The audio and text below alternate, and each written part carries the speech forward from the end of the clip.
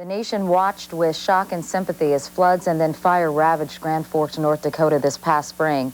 With winter now here, NBC's Jim Avila went back to see how Grand Forks is faring.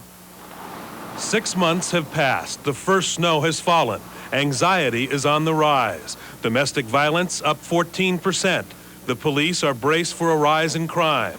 After the great flood of '97, Grand Forks is on edge. From the air, you can see an entire city drowned in uncertainty. The hardest hit neighborhood was Lincoln Park, along a bend in the river.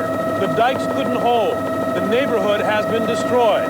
Everyone here has been told to move out. Their lives, their homes are gone forever. The dike that failed stands as a monument to lost confidence. Early on, people were all pumped up. There was help coming from everywhere. There was a lot of the warm, fuzzy feelings that you get when people are helping each other out.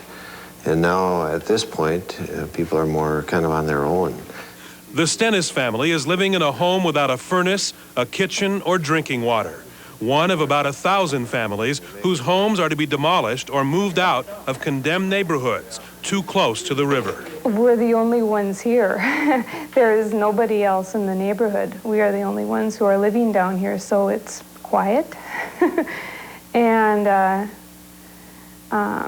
it's real sad. It's sad to know that these homes are going to be torn down.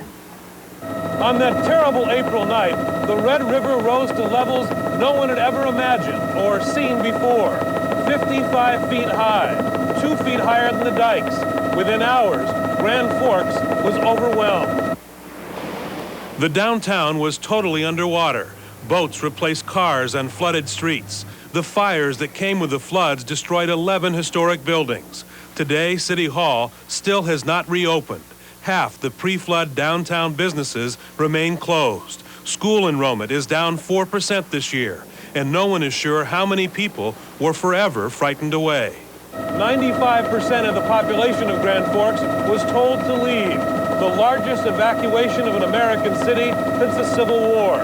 Now, 1,000 houses will be destroyed. 500 families are still displaced.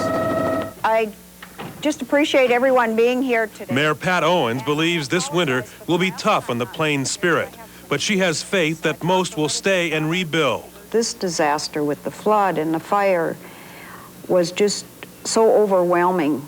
It would have been very easy to just walk away, but you can't do it.